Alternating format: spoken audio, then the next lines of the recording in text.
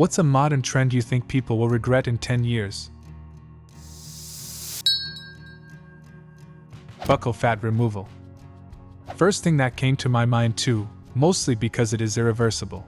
Once those fat pads are gone, they are gone forever. We're already seeing the effects of out-of-control Botox and filler use, but both of those are generally considered reversible.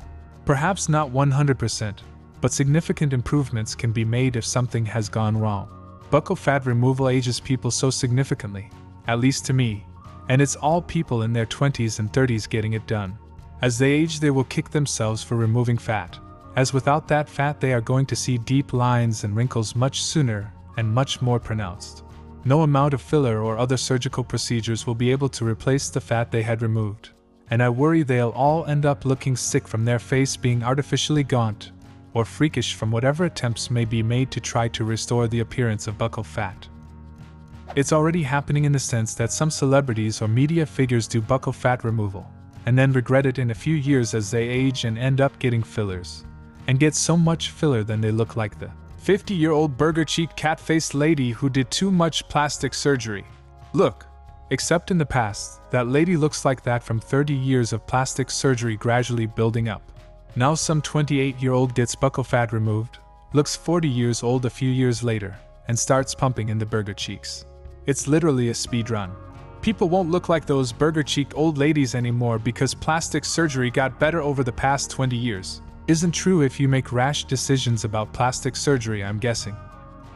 Filming their kids' worst moments for internet clout.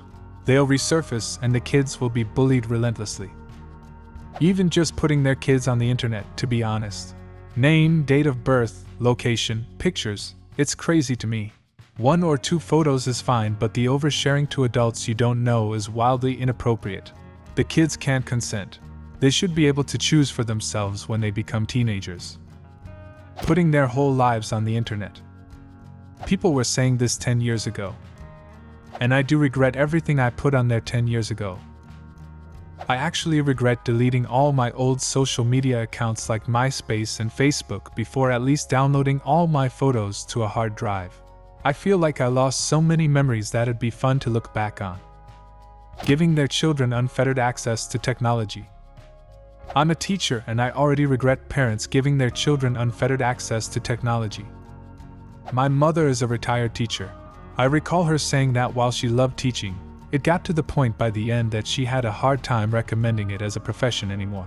Mainly, and I'm paraphrasing generalizing here, she opined that parents shifted for the worse and became insufferable. Basically a shift as in how parents react to problematic behavior or a kiddo not putting in the effort. When she started teaching, if there was an issue, the parental default was to correct the kid. Later, it changed to where precious snowflake could do no wrong, and any critique was met with parental pushback. How dare anyone suggest precious snowflake needs to change anything? Parents threatening teachers, etc. She said it broke her heart, but teaching was no longer worth the bullshit. Getting advice from TikTok influencers instead of actual experts.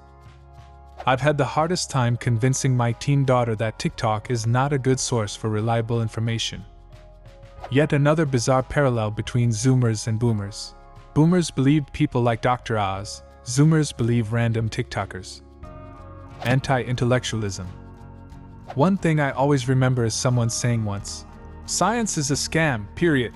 They're constantly changing what they say just because someone else said they were wrong. If science was real, then they'd refuse to change their mind no matter what. But they're only concerned about being popular, so they constantly change their theories." This person was criticizing them adjusting things to fit new evidence, saying they should ignore evidence and just keep screaming they're right.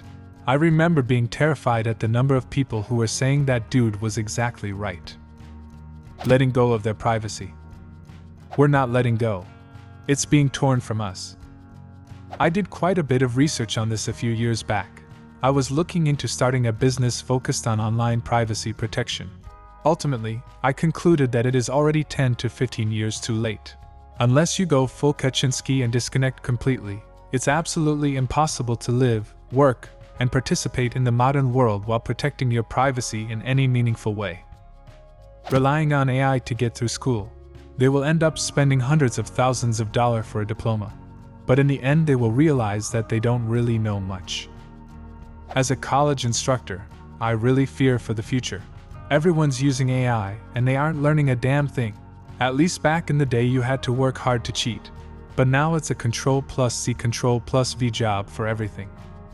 I think education is going to have to evolve to better test synthesis and comprehension rather than rote and algorithmic memorization. AI is now also a tool that can be used on the job too, and so the skills that AI is good at are no longer as valuable skills to have in the workforce. I felt my brain going numb in high school AP English and SAT prep from the amount of brain-dead 5-paragraph I was made to write. Every time I went off script to write something I felt had consequence, and wasn't merely restating the obvious with a few vocab words of the week awkwardly thrown, and I got punished with a few marks taken off.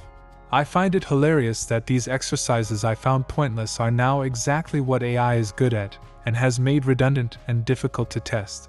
Education is going to have to adapt, and it's going to need to focus more on skills that are found in the workplace. For starters, I think we need to test oral communication far more. Being able to think on the spot, or at least prepare for being able to respond on the spot, and communicate complex tasks without the aid of time for revision is a skill that isn't taught much in school, but is extraordinarily useful in the workplace. Over-reliance on AI text generators to write any letters, essays, or other texts. Except for cover letters.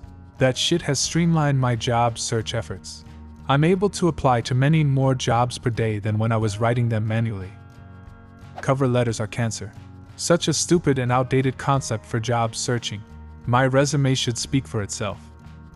One of the younger people working for me sent a text once to say she was too sick to work. It was very formal and not at all fitting with our dynamic or the medium of text messaging. It was weird. I mentioned that to her the next time I saw her, and yep, she used an AI to write a sick text for her. Teens are weird, man. Bullying teachers out of the profession. There's already a shortage of qualified teachers, and it seems there are a lot less young people going into teaching staying in teaching. My sister's been teaching for over 20 years, and I can't believe she hasn't quit. She's one of the good ones. She invests so much time and effort and love, keeps up with continuing education, etc. And the crap she has to deal with is unbelievable. Sending your DNA into a random company. If you think tech companies are bad with your data privacy, imagine what can happen when misuse of your human building blocks becomes lucrative. I was always afraid they could sell my DNA profile to health insurance companies, which could then deny my claim since my DNA shows a predisposition to certain cancers. Elevating the dumbest people to the highest public offices in the country. The one I swear people are going to laugh at like 80s hair is the lash extensions. Y'all are gonna be like, why did I think I looked good rocking those snuffleupagus ass lashes? Not vaccinating their kids. I think it's already decreasing, but really terrible names for kids. If you name your kid something you made up, or two names smashed together, or just copy the name of a character that you like, try to remember that the person with that name will be a person, not a cute little art project that everyone will congratulate you for. If you name your son Merlin or Giorno or Hal, etc., they will resent you for it. Not building any tolerance for being offended, uncomfortable, distressed, conflict, etc. I get that for a long time. The opposite was true, and that wasn't good either. But it baffles me how people act like if their worldview is not immediately and vehemently agreed with and upheld by every single other person, they will melt into a puddle and the world will be worse for it. I can't tell you how many times a week I just want to say, grow the fuck up. But to be clear, it's a multi-generational and multicultural problem in my opinion. I don't think one group is guilty, but I do think it has gotten worse in the last decade. Devaluing craftsmanship. Not enough real book reading, instead of spending countless hours arguing with strangers. Face tattoos. Vaping. Allowing children to run the show. When did parents get so fucking soft? You're the parent, you make the rules. They don't like it? They can get the fuck over it. Ignoring climate change. I am prepared for downvotes, but rampant Ozempic use. It's one thing to be monitored by a doctor, but even then, we can see insane side effects, like gastroparesis. I'm really afraid of what we're going to find out, and what the consequences will be. Encouraging science denial for personal profit. Many YouTuber does it for views, many politicians do it to win elections, but it harms the world irreversibly and the trust is forever gone. The obsession with hustle culture. In a decade, I think people will look back at how we glorified overworking ourselves and wonder why we didn't prioritize rest and balance. It's basically the equivalent of wearing skinny jeans, something you'll cringe at, but it felt right at the time. To add to the AI reliances, using AI to create music. We are raising a generation of musicians who don't know how to write or play music. There's no denying that it is a powerful tool that can accelerate creativity and handle monotonous tasks. But there are also going to be people who use it to circumvent creativity and handle all tasks. I don't care about the perspective of the listener and any debates around. So what as long as the music is good? I hurt for the artists who in 10 years still won't be able to write their own music and will still need to use AI. Gray homes, gray carpets, flooring, walls, etc. I miss the good old wood and everything. A lot of people hate it now, but to me it is timeless. What's a modern trend you think people will regret in 10 years? Leave a comment and subscribe to the channel if you want to see more videos like this one.